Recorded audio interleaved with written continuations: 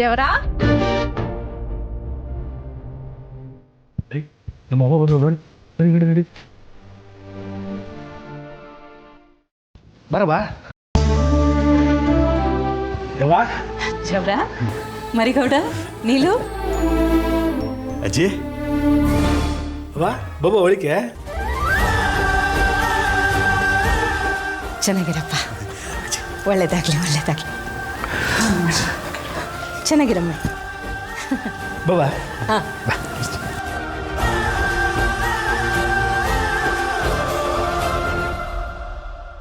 ಕೂತ್ಕೊಳ್ಳ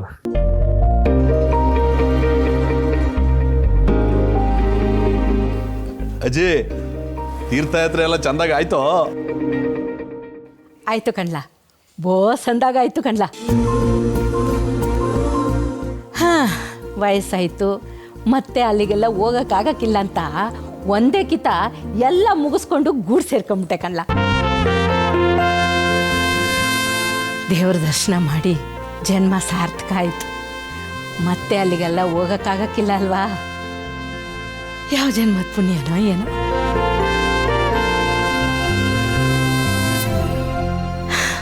ಅದು ಸರಿ ನೀನು ಯಾಕಲ ಹಿಂಗಾಗ್ಬಿಟ್ಟಿದೀಯಾ ನಮ್ಮ ರೇಣು ಕೈಯಲ್ಲಿ ಹಾಂ ಅದು ನಮ್ಮ ಹುಲಿಯಲ್ಲ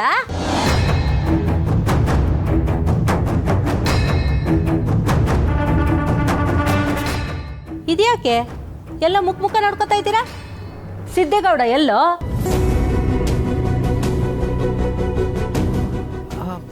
ಅಜ್ಜಿ ಅದು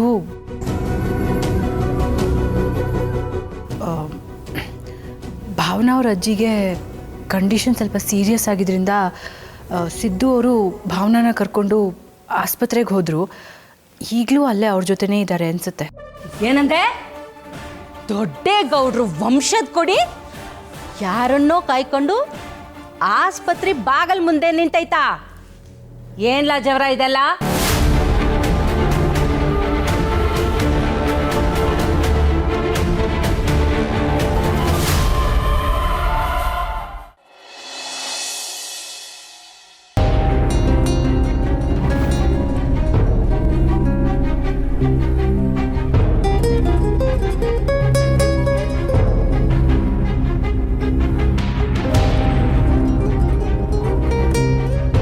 ಅಜ್ಜಿ ಈ ಥರ ಯಾವತ್ತೂ ಮಲ್ಕೊಂಡವ್ರೆ ಅಲ್ಲ, ಯಾವಾಗ್ಲೂ ನಗ್ನಗ್ತಾ ಖುಷಿಯಿಂದ ಎಲ್ಲರ ಜೊತೆ ಮಾತಾಡ್ತಾ ಇದ್ದವರು.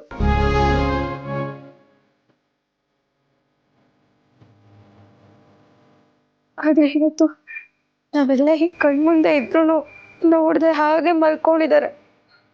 ನೋಡಕ್ಕೆ ಆಗ್ತಿಲ್ಲ. ಹೌದು, ಅಜ್ಜಿ ನೋಡಿದ್ರೆ ಜೀವನದಲ್ಲಿ ಏನೇ ಬಂದ್ರು ಬದುಕು ತೋರಿಸ್ಬೇಕು ಅನ್ನೋ ಛಲ ಹುಟ್ಟೋದು.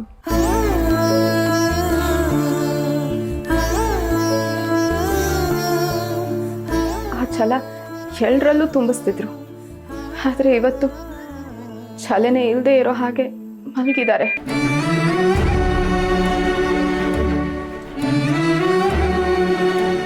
ಮೇಡಮ್ ಅವರೇ, ನಿಮಗೆಲ್ಲ ಮಾತಾಡಿದ್ರೆ ಮಾವನಿಗೆ ಬೇಜಾರಾಗಕ್ಕಿಲ್ವಾ? ದಯವಿಟ್ಟು ಹಿಂಗೆಲ್ಲ ಮಾತಾಡ್ಬೇಡಿ.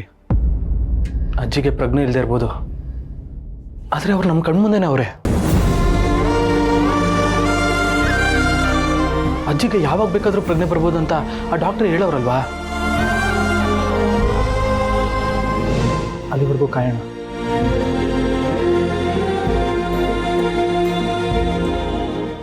ಎಲ್ಲರೂ ಭ್ರಮೇಲಿದ್ದೀರಿ ಅನ್ಸುತ್ತೆ. ಇವರನ್ನ ಆಸ್ಪತ್ರೆಯಿಂದ ಮನೆಗೆ ಕರ್ಕೊಂಡು ಬಂದಿರೋದೆ ಪರ್ಮನೆಂಟ್ ಆಗಿ ಮಲಗೋ ಹಾಗೆ ಮಾಡಬೇಕು ಅಂತ. ಜಾನ್ವಿ ಅವರನ್ನ ಶಾಶ್ವತವಾಗಿ ನನ್ನವ್ರನ್ನಾಗಿ ಮಾಡ್ಕೋಬೇಕು ಅಂತ. ಅದು ನಿಮಗೆಲ್ಲ ಎಲ್ಲ ಅರ್ಥ ಆಗುತ್ತೆ.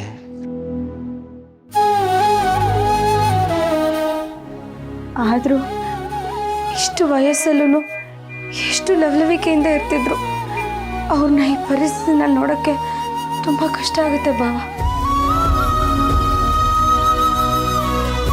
ಚಿನ್ನುಮರಿ, ನೀವುಗಳೇ ಹೀಗೆ ಮಾತಾಡಿದ್ರೆ ಹೇಗೆ?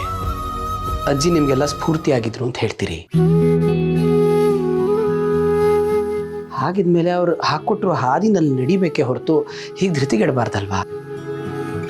ನೋಡಿ, ಅಜ್ಜಿ ಕೋಮಲ್ ಇದ್ದಾರೆ ಸರಿ, ಆದರೆ ಯಾವಾಗ ಬೇಕಾದರೂ ಅವರು ಪ್ರಜ್ಞೆ ಬರಬಹುದು ಅಂತ ಡಾಕ್ಟ್ರು ಹೇಳಿದ್ದಾರೆ.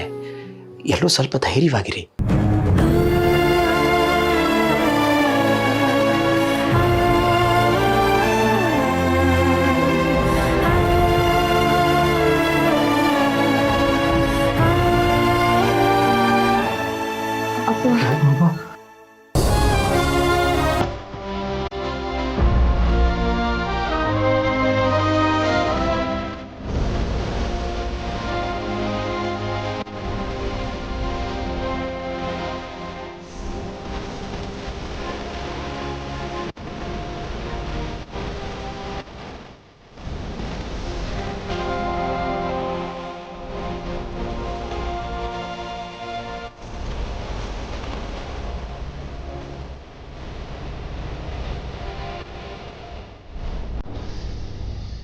ಯಾಕಪ್ಪ ಮನ್ಸಿಗೆ ನೋವು ಆಗ್ತಿದ್ಯಾ? ಹೌದು ಮಗಳೆ, ಅಮ್ಮನ್ನ ನನಗೆ ಬುದ್ಧಿ ಬಂದಾಗ್ಲಿಂದ ಹೀಗೆ ನೋಡಿಸೋ ನೆನಪಿಲ್ಲ. ಒಂದು ದಿನ ಜ್ವರ ಚಳಿ ಅಂತ ಮಲಗಿದವರಲ್ಲ, ಅಂಥವ್ರನ್ನ ಹೀಗೆ ನೋಡೋದಕ್ಕೆ ತುಂಬ ಕಷ್ಟ ಆಗ್ತೀವ. ಅಪ್ಪ ನೀನೇ ಹೇಗೆ ನಡ್ಕೊಂಡ್ರೆ ಹೇಗಪ್ಪ? ಒಳಗೆ ನೋಡಿದ್ಯಲ್ಲ ಜಾನು ಎಷ್ಟು ಯೋಚನೆ ಮಾಡ್ತಿದ್ದಾಳೆ ಅಂತ. ಈ ಸಮಯದಲ್ಲಿ ನೀನು ಅವಳಿಗೆ ಧೈರ್ಯ ಹೇಳ್ಬೇಕಲ್ವಪ್ಪ?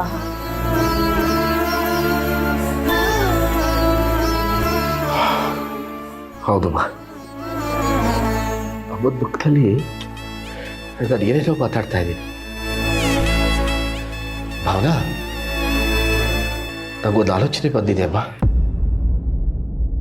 ನಾನು ಈ ಸಲ ಮನೆಗೆ ಹೋಗುವಾಗ ಜಾನು ಕರ್ಕೊಂಡು ಹೋಗ್ಬಿಡ್ತೀನಿ. ಅಮ್ಮ ಜಾನು ಇಬ್ಬರು ಒಂದೇ ಕಡೆ ಇದ್ರೆ ಅಳಿಯಂದ್ರಿಗೂ ನೋಡ್ಕೊಳ್ಳೋ ಕಷ್ಟ ಆಗುತ್ತೆ. ಜಾನು ಅಮ್ಮ ನೋಡಿದಾಗೆಲ್ಲ ದುಃಖ ಪಡ್ತಾನೆ ಇರ್ತಾಳೆ. ಏನನ್ಸುತ್ತಮ್ಮ? ಹೌದಪ್ಪ, ಜಾನು ಒಂದು ಸ್ವಲ್ಪ ದಿನ ನಿಮ್ಮ ಮನೇಲಿದ್ರೆ ಸಮಾಧಾನವಾಗಿರ್ತಾಳೆ. ಸರಿಮ್ಮ, ಹಾಗಾದರೆ ಅಳಿಯದ್ರ ಜೊತೆ ಮಾತಾಡಿ ಈ ಸಲ ನಾನು ಮನೆಗೆ ಹೋಗುವಾಗ ಜಾನುನ್ ಕರ್ಕೊಂಡು ಹೋಗ್ಬಿಡ್ತೀನಿ. ಸರಿಪ್ಪ, ಹಾಗೆ ಮಾಡು. ಇರು, ನಾನು ನಿನಗೆ ಕುಡಿಯೋಕೆ ನೀರು ತಗೊಂಡ್ಬರ್ತೀನಿ.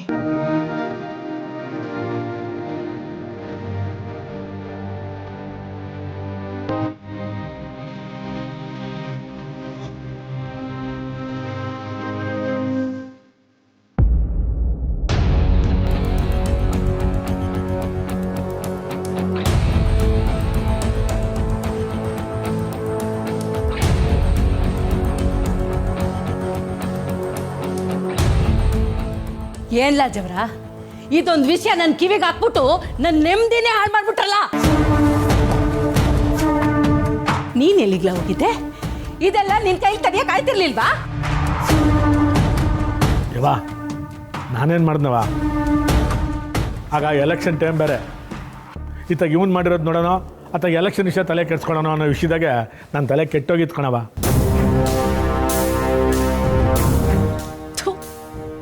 ಈ ಮನೆ ಮಾನ ಮರ್ಯಾದೆ ಎಲ್ಲ ಮಣ್ಪಾಲ್ ಮಾಡ್ಬಿಟ್ಟ. ಮಾಡ್ಬಿಟ್ನಾ ಇಲ್ಲ ಅವಳು ಮಾಡಿಸ್ಬಿಟ್ಲ? ಮಾಡಿಸಿರ್ತಾಳೆ. ಏನು ಅರಿಯೋದು ಹುಡುಗನ್ ತಲೆ ಕೆಡಿಸಿ ತಾಳಿ ಕಟ್ಟಿಸ್ಕೊಂಡು ಗೊಂಬೆ ಆಡಿಸ್ದಂಗ ಆಡಿಸ್ತವಳಲ್ಲ. ಅವಳ ಮನೇಲಿ ಇದನ್ನೇ ಕಲಿಸಿ ಇಲ್ಲಿ ಕಲಿಸಿದ್ರು ಅನ್ಸತ್ತೆ. ಬರ್ಲಿ ಅವಳ ಮನೆಗೆ, ಮಾಡ್ತೀನಿ.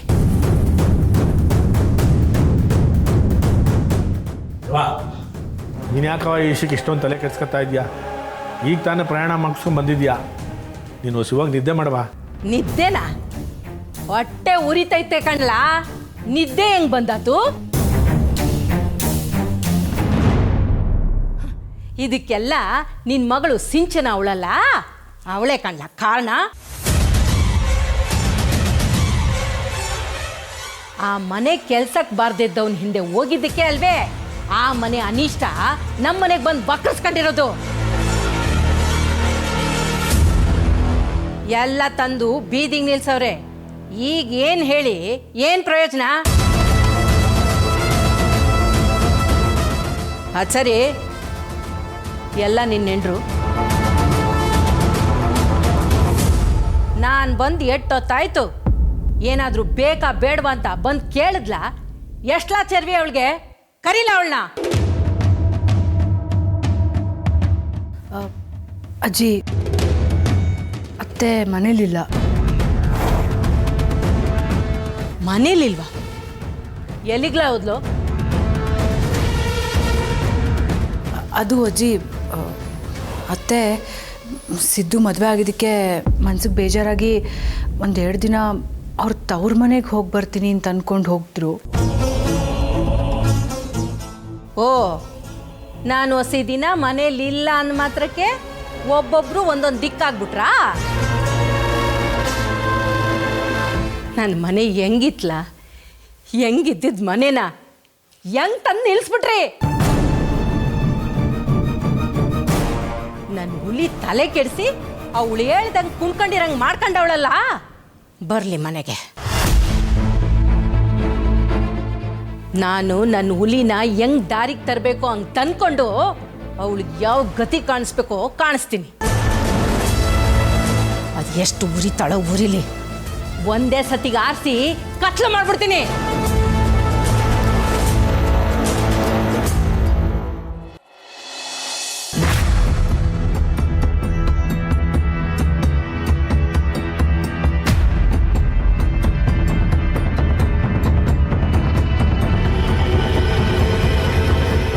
ಅವ ಫೋನ್ ಮಾಡ್ತಾಳೆ,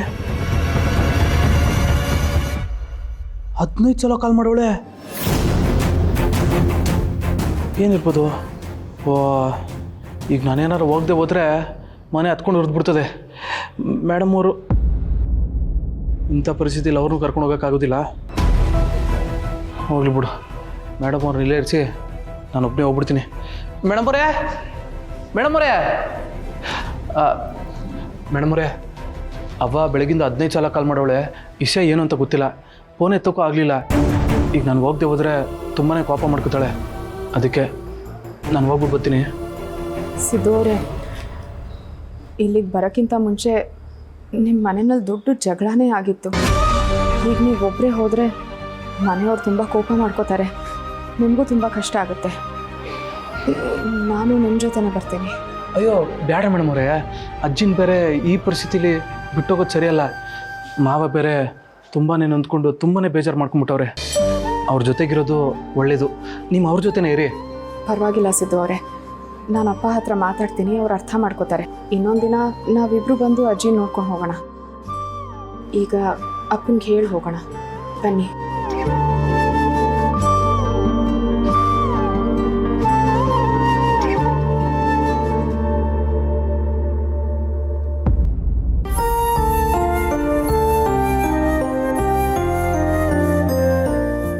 ಅಪ್ಪ ತಗೋ ನೀನು.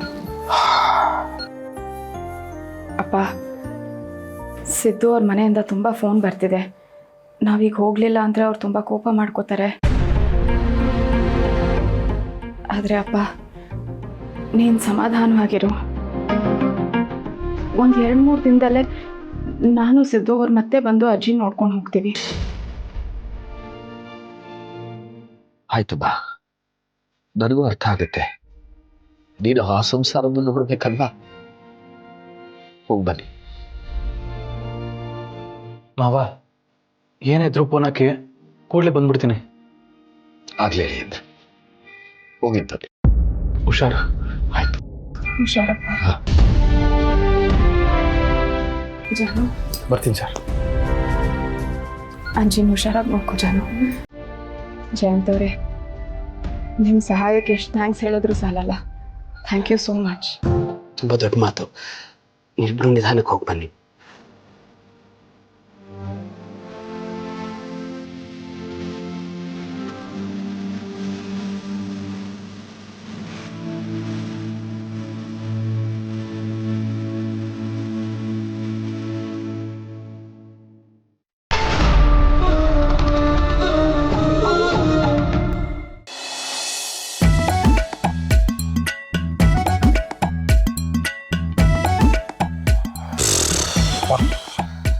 ಹೇಗೋ ಬಚಾವ್ ಹೋದ್ವಿ ಕಣ.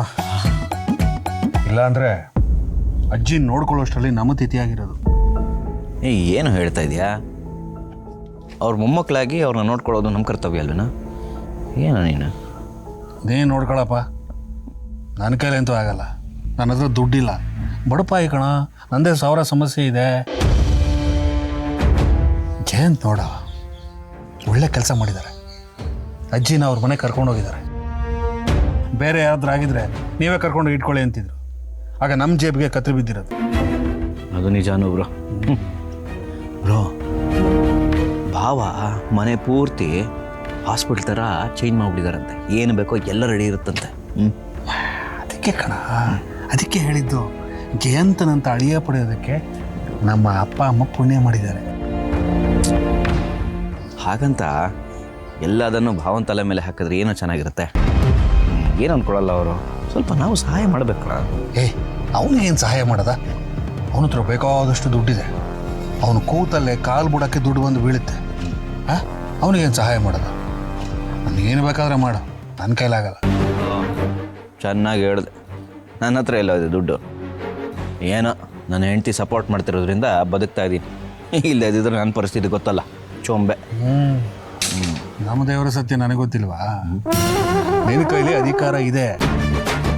ಅದು ಆಚರಣೆಗೆ ಬರೋದಕ್ಕೆ ನಿನ್ನ ಹೆಂಡತಿ ಕಡೆಯಿಂದ ಒಂದು ಸೀಲ್ ಬಿಡ್ಬೇಕಷ್ಟೆ.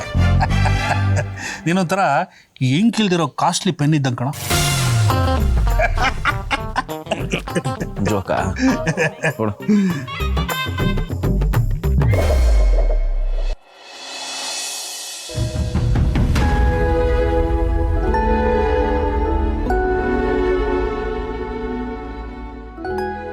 ಥ್ಯಾಂಕ್ ಯು ಚಿನ್ಮರಿ. ಮಾವ, ನಿಮಗೆ ಕಾಫಿ? ಇಲ್ಲ, ನಂದು ಆಯ್ತು ಅಳಿ ಅಂದರೆ. ನೀವು ತಗೊಳ್ಳಿ.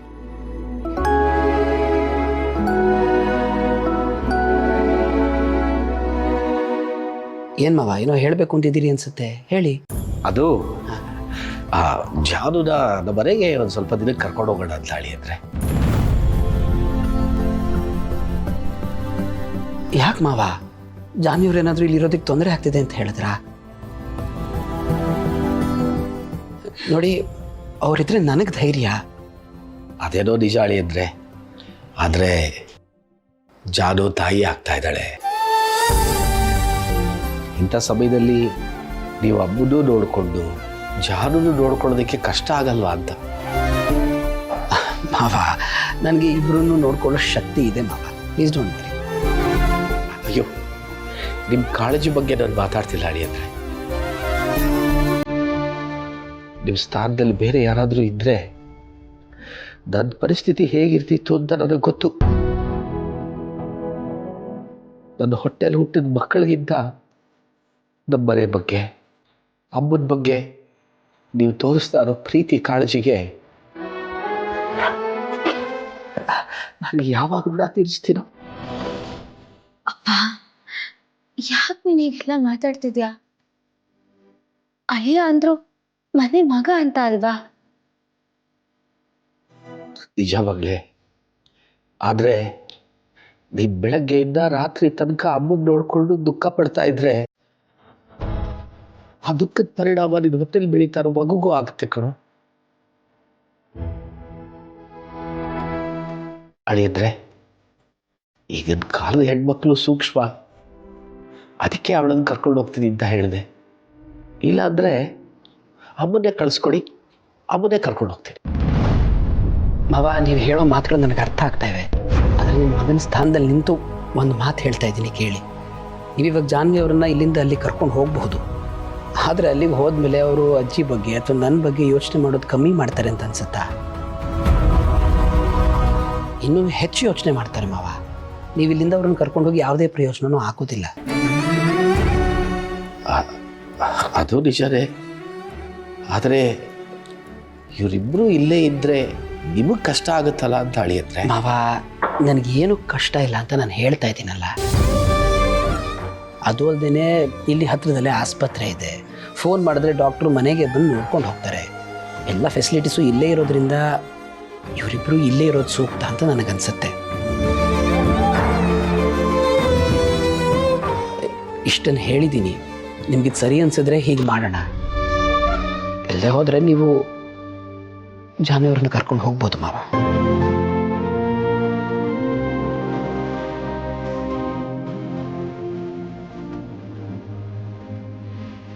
ನಿಮ್ಮ ಮಾತು ಕೇಳಿದ ಮೇಲೆ ಜಾನು ಅಲ್ಲಿರೋದಕ್ಕಿಂತ ಇಲ್ಲಿರೋದೇ ಸರಿ ಅನ್ನಿಸ್ತಿದೆ ಅಳಿಯಂದ್ರೆ.